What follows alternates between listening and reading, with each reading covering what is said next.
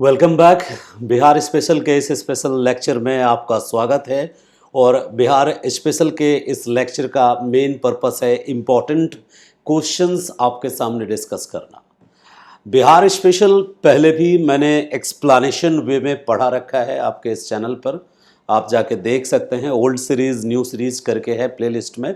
और बाकी अभी जो ये सीरीज़ लगभग 20 से 30 वीडियो आपको प्रोवाइड करूँगा, इसमें जो सेलेक्टेड क्वेश्चंस हैं जो प्रैक्टिस ऑब्जेक्टिव फॉर्म में है, उस ऑब्जेक्टिव फॉर्म में आपके साथ डिस्कस करने की कोशिश कर रहा हूँ।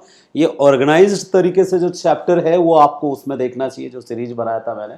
यहाँ पे आपको चैप्टर वाइज ऑब्जेक्टिव क्वेश्चंस मिलेंगे जिसको आप प्रैक्टिस करेंगे। क्लास को स्टार्ट करने के पहले मैं आपको बता दूं कि आपके अपने इस प्लेटफॉर्म का ऐप लॉन्च हो गया है, स्वच्छंद लर्निंग ऐप। आप गूगल प्ले स्टोर से इसको लिंक कर सकते हैं और डाउनलोड कर सकते हैं। और इसका जो लिंक है इस ऐप का आपको कमेंट सेक्शन में भी पिन किया हुआ मिल जाएगा। इस ऐप पर आने पर आपको कुछ जो free classes, paid classes, PDF etcetera available होगा वहाँ पे, और विदाउट एनी ऐड होगा। यूट्यूब पे तो ऐड कंपलसरी है, चलाना ही है, मोनेटाइजेशन है तो। और वहाँ आपको चीज़ें कुछ कुछ अवेलेबल भी होगी और पेड कोर्सेज भी अवेलेबल होगा, और जिनका उनमें इंटरेस्ट है वो वहाँ से परचेज भी कर पाएंगे। चलिए अब हम दूसरी बात कर लें। बिहार स्पेशल के सेक्शन में अब तक जो हमने आपके साथ 6 लेक्चर कंप्लीट किए हैं, उसमें हमने चैप्टर वाइज हिस्ट्री के इम्पॉर्टेंट ऑब्जेक्टिव्स को डिस्कस किया है। एंड ये सोर्स है आपका इम्तियाज अहमद सर की वो ऑब्जेक्टिव की नई वाली बुक जो अभी हाल में लॉन्च हुई। इसमें हम आपसे डिस्कस कर चुके हैं ऋग वैदिक काल तक की घटनाओं का। आज जो हम चर्चा करेंगे आपसे वो चर्चा है महाजनपदाज से रिलेटेड। तो वन बाय वन करके पहले देख लेते हैं। महाजनपदाज के पहले वाले जो कुछ क्वेश्चंस थे बचे हुए, जो बज्जी और उससे संबंधित हैं, ठीक है, वैशाली से, लिच्छवी से कुछ क्वेश्चंस है जो उनसे संबंधित है। इसको हम पहले डिस्कस कर लेते हैं एंड देन हम आपसे डिस्कस करेंगे महाजनपद के क्वेश्चन। बिहार का कौन सा राज्य उत्तर वैदिक काल का एक महत्वपूर्ण राज्य है? भारत के इतिहास का एक खंड जो है आपको पता है, वो है पाषाण काल का खंड। दूसरा खंड है जब हम कांस्य युगीन आद्य ऐतिहासिक काल में सिंधु को पढ़ते हैं। तीसरा खंड है जब हम ऋग वैदिक काल को पढ़ते हैं। चौथा खंड है जब हम पढ़ते हैं उत्तर वैदिक काल को। तो सीक्वेंस आपको पता है। ऋग वैदिक काल के बाद उत्तर वैदिक काल में काफी एक्सटेंशन हुआ था गंगा घाटी में आर्यों का। तो आर्यों का जो एक्सटेंशन हुआ गंगा घाटी में, उस दरमियान कई सारे राज्य विकसित हुए थे। उनमें से बिहार में विकसित होने वाला राज्य था विदेह। इक्ष्वाकु कुल के नेमी विदेह थे जिन्होंने विदेह कुल की यानी विदेह राज्य की स्थापना की थी। तो आपको यह पॉइंट याद रखना है। अब है बिहार के भौगोलिक क्षेत्र की चर्चा सर्वप्रथम किस साहित्यिक रचना में मिलती है? तो इसका आंसर भी पहले हम लोग चर्चा कर चुके हैं। शतपथ ब्राह्मण में सदा नीरा यानी गंडक नदी के तट पर वन को साफ करके वहां पर स्थापित करना, साम्राज्य को, राज्य को, गांव को स्थापित करने की चर्चा मिलती है। तो शतपथ ब्राह्मण भी बहुत इंपॉर्टेंट टॉपिक है जिसको जानना है कि क्या चर्चा क्या है बिहार का उसमें। उसके बाद वाला जो टॉपिक है हमने डिस्कस कर रखा आपसे, वो टॉपिक है यानी क्वेश्चन कहिए टॉपिक वाइज,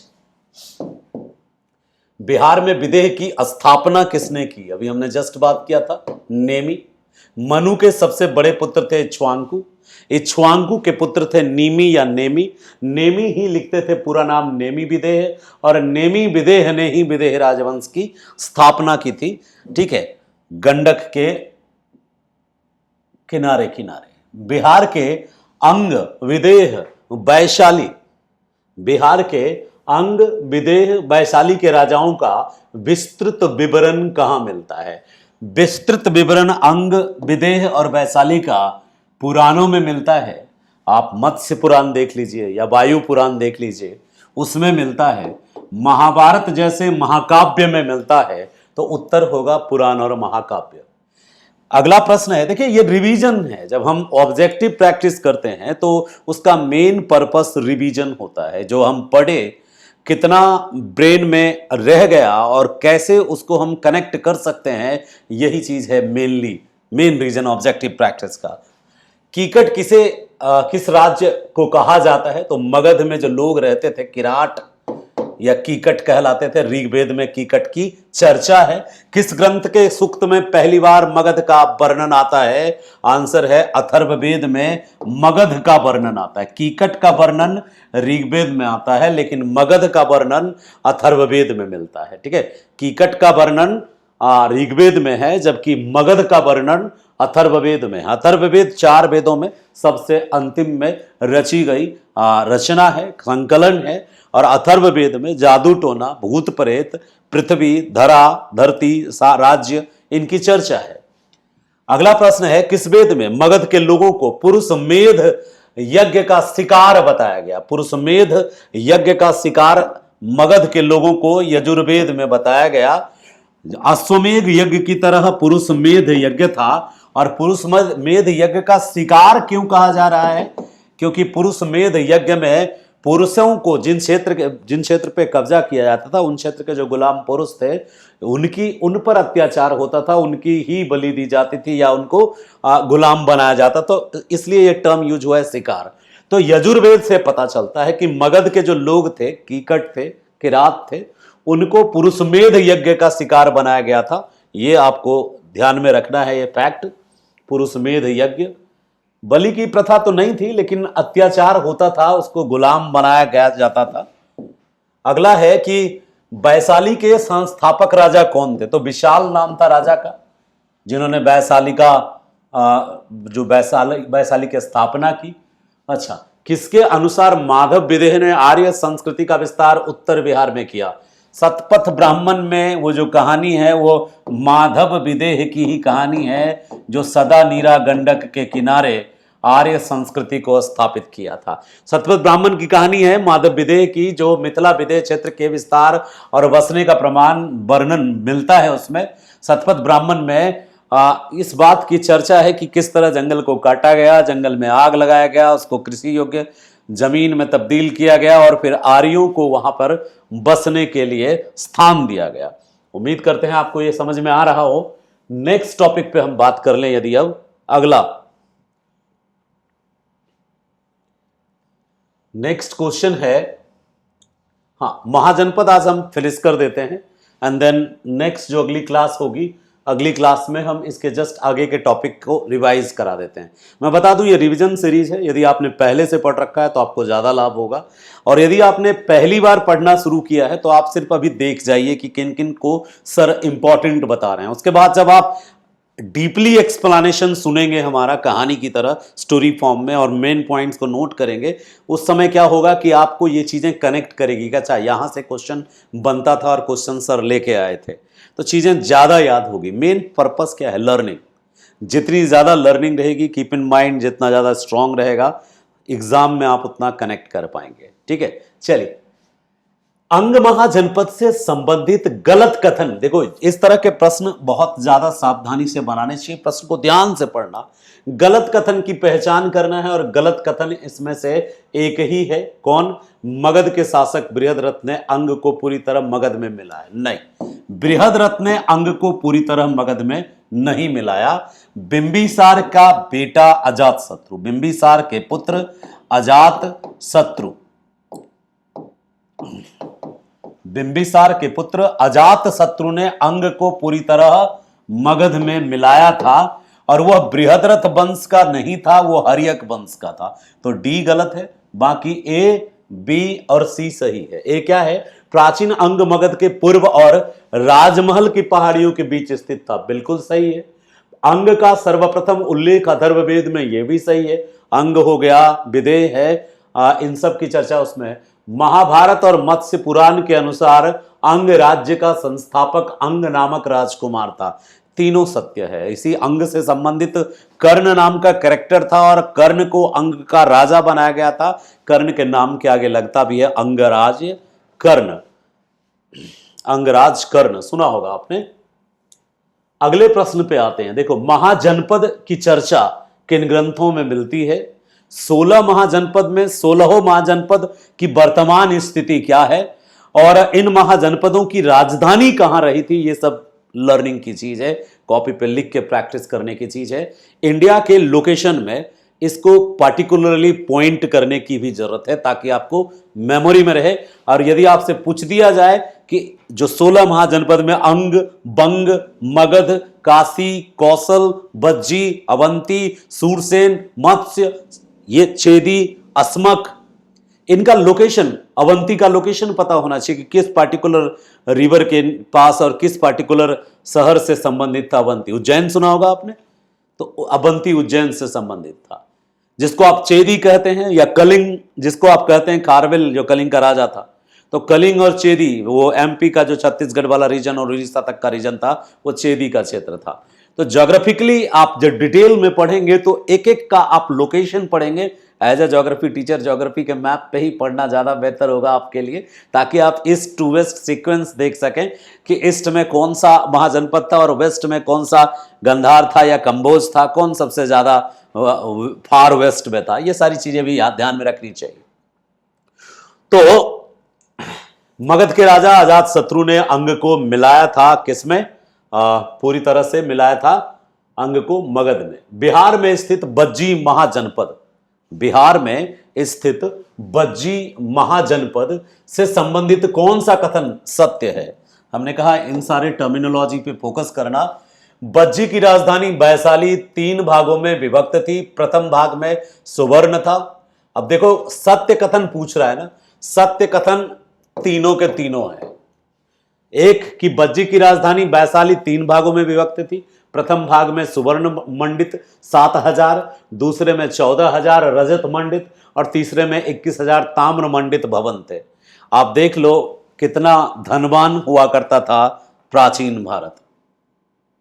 प्राचीन भारत में वैशाली गणतंत्र में जो प्रथम भाग में सुवर्ण मंडित 7,000 भवन थे, सोना से मढ़ा हुआ 7,000 बिल्डिंग था। कहां गया वो 7,000 बिल्डिंग जिस पर सोना मढ़ा था?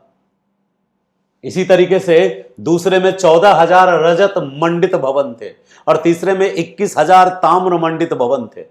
पहले भाग में शासन कुल के लोग रहते थे, दूसरे भाग में गृहस्थ कुल के लोग रहते थे, सेठ रहते थे चांदी वाले में, और तीसरे में दास वर्ग के लोग रहते थे तांबे वाले भवन में। और दूसरा इंपॉर्टेंट और सत्य वचन है कि बौद्ध विद्वान बुद्ध घोष ने उल्लेख किया है कि बज्जियों ने शासन चलाने के लिए संविधान का निर्माण किया था, जिसके अंतर्गत राजा का चुनाव होता था। आज पूरी दुनिया डेमोक्रेसी डेमोक्रेसी बोलती है। डेमोक्रेसी का जन्म हुआ ही था यही लिच्छवियों में, लिच्छवी गणतंत्र के रूप में, और उनमें से लिच्छवी गणतंत्र का ही एक हिस्सा रहा बज्जी संघ। और बज्जी संघ अपना राजा इलेक्ट करता था, सेलेक्ट नहीं करता था। चुनाव होता था राजा का, राजा चुना जाता था, और बज्जी संघ का अपना संविधान था। ऐसा नहीं कि कॉन्स्टिट्यूशन बनाना दुनिया के बाहर के लोगों से सीखा हमने। अक्सर जब हम पॉलिटी पढ़ते हैं तो बताया जाता है संविधान जानने के स्रोत, और उसमें डिफरेंट कॉन्स्टिट्यूशंस के सोर्सेस के रूप में हम चीज़ों को देखते हैं। But in reality India beginning में ही कॉन्स्टिट्यूशन डेवलप करने में कैपेबल थी, और इंडिया ने अपना कॉन्स्टिट्यूशन इंडिया के महाजनपदों ने भी डेवलप किया था। उसमें बज्जी प्रथम था जिसने अपना संविधान बनाया था, जो राजा का चुनाव करता था, राजा को इलेक्ट करता था। ठीक है, अब हम अगले पॉइंट पे आते हैं। नेक्स्ट पॉइंट, 6ठी शताब्दी ईसा पूर्व में भारत में 16 महाजनपदों का उदय हुआ।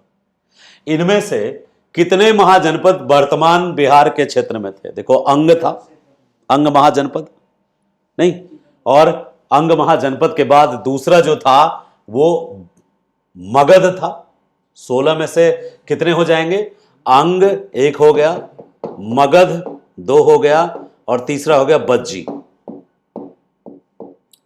अंग, मगध और बज्जी, ये 3 महाजनपद जो थे वो 16 महाजनपदों में से 3 महाजनपद बौद्ध ग्रंथ अंगुत्तर निकाय के अनुसार, देखो 2 ग्रंथ बड़े महत्वपूर्ण है, एक अंगुत्तर निकाय और दूसरा दीर्घ निकाय। ठीक है, अंगुत्तर निकाय और दीर्घ निकाय। तो जो अंगुत्तर निकाय है बौद्ध ग्रंथ का, उसमें वर्णन मिलता है 16 महाजनपदों का, और 16 महाजनपदों में से 3 महाजनपद जो है वो 3 महाजनपद आपका कहाँ लोकेटेड था? वो लोकेटेड था बिहार में।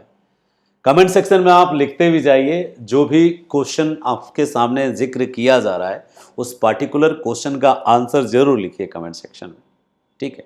और आप जो आंसर्स बताया जा रहा है यदि आपके लिए नया है तो आप उस आंसर्स को क्या करेंगे? नोट डाउन भी करेंगे रिवीजन पॉइंट ऑफ व्यू से अपने रफ कॉपी में। और यदि आपके लिए पुराना है, आप जानते हैं, तो बस एक बार रिवीजन पॉइंट ऑफ व्यू से इसको कंटिन्यू करते रहेंगे। अगले प्रश्न पे चलता हूं। नेक्स्ट क्वेश्चन, अंगुत्तर निकाय बौद्ध ग्रंथ 16 महाजनपद याद रखेंगे। और मगध, मगध, ठीक है, मगध और बज्जी और अंग जो है ये 3 इसमें शामिल होते हैं, ठीक है। अगले क्वेश्चन पे बात करेंगे, नेक्स्ट क्वेश्चन, ठीक है। Next question sir, next question पे बात करेंगे।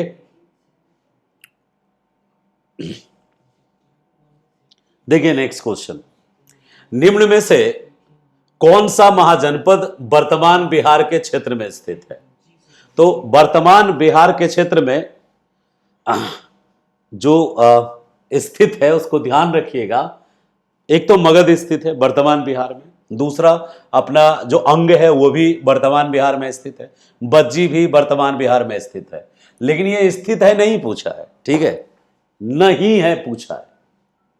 तो अक्सर बहुला होकर के हम स्थित है देख लेंगे, नहीं पे ध्यान नहीं गया तो गड़बड़ा जाएगा। वत्स जो है ये यूपी वाले क्षेत्र में था, बाकी अंग, बज्जी और मगध किस में था? बिहार में था। तो यही लेके डूब जाता है। बहुत सारे लोग जो हड़बड़ी में रहते हैं, ध्यान नहीं देते हैं, उसको नहीं दिखता नहीं है और वो कंफ्यूज होकर तो 3 मिनट बर्बाद कर लेता है कि अंगो दिया है, बज्जी दिया है, मगध दिया है, एक से अधिक होगा। तो ध्यान रखिएगा इसका। बिहार के किन क्षेत्रों में अंग महाजनपद स्थित था? तो इसका आंसर है सी, अंग जो है भागलपुर और मुंगेर वाले क्षेत्र में अंग महाजनपद स्थित था। अंग महाजनपद की राजधानी कहां थी? तो अंग महाजनपद की राजधानी थी चंपा। हमने बताया था चंपा नाला के बारे में। चंपा पहले अपने आप में अंग की जो राजधानी थी और अब वहाँ के जो राजा थे चंपा नरेश, उनका नाम था दधिवाहन। दधिवाहन की बेटी थी जो सबसे पहले महावीर का धर्म जो थी उसको एक्सेप्ट किया था। जैन धर्म में बड़ी चर्चा है चंपा का। और जब आप नाथनगर जाएंगे, चंपा नाला के पास ही नाथनगर बस्ती है, तो वहाँ जैनियों के एक से एक मंदिर हैं, तीर्थस्थल हैं। और दुनिया भर के दिगंबर और श्वेतांबर दोनों वहाँ आते हैं और उस पवित्र स्थल का दीदार करते हैं, क्योंकि वर्धमान महावीर के चरण पड़े थे वहाँ पर, ठीक है। दधिवाहन की जो पुत्री थी उनको वर्धमान महावीर ने अपने जैन धर्म की दीक्षा दी थी। चलिए, इतने जो टॉपिक हैं, जो पॉइंट्स हम आपके साथ डिस्कस करते जा रहे हैं, उसको आप बस अपनी मेमोरी में रखते जाइए। आज की जो क्लास है हमने आपके लिए जो डिज़ाइन की है 30 मिनट्स की ही है, लेकिन इसमें हम कोशिश करेंगे मैक्सिमम नंबर ऑफ क्वेश्चन आपके साथ डिस्कस करें। और फिर अगली क्लास जो होगी आपकी उसको थोड़ा और ऑर्गेनाइज वे में हम आपके सामने लाने की कोशिश करेंगे और थोड़ी लंबी चलेगी। हमने बताया था कि हम जल्दी ही इस पे मैराथन शुरू करने वाले हैं और उस मैराथन में आपके साथ हर प्री के लिए महत्वपूर्ण जो सेट हैं क्वेश्चंस के, वो सेट प्रैक्टिस हम ऑनलाइन भी करने वाले हैं। सब अपने फैमिली मेम्बर्स के लिए जो दे रहे हैं बीपीएससी इस बार 70वीं, उन सबको बहुत लाभ मिलेगा उस मैराथन से।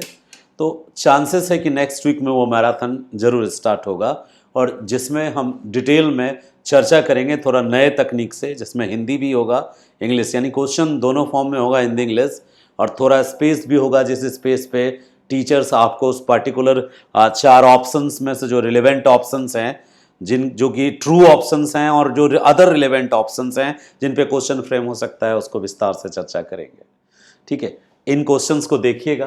पहला क्वेश्चन है, बिहार के पटना तथा गया का जिला का किस महाजनपद का ये पार्ट रहा है? तो पटना और गया दोनों मगध का पार्ट रहा है। देखो अब जो क्वेश्चंस है ना जितने भी, अब सारे क्वेश्चन वन लाइनर जैसे हैं, यानी जहां तक डिटेल लॉन्ग और नए तरीके का क्वेश्चन था वो मैंने प्रैक्टिस कराया है इस बुक से। तो नेक्स्ट जो आपकी जो क्लास होगी उसमें सिलेक्टेड क्वेश्चंस कुछ अदर बुक्स से भी हम कलेक्ट करके आपके साथ डिस्कस करेंगे, ठीक है। आज अभी इतना ही रखते हैं। नेक्स्ट क्लास जो है उसमें हम चर्चा करेंगे विस्तार से।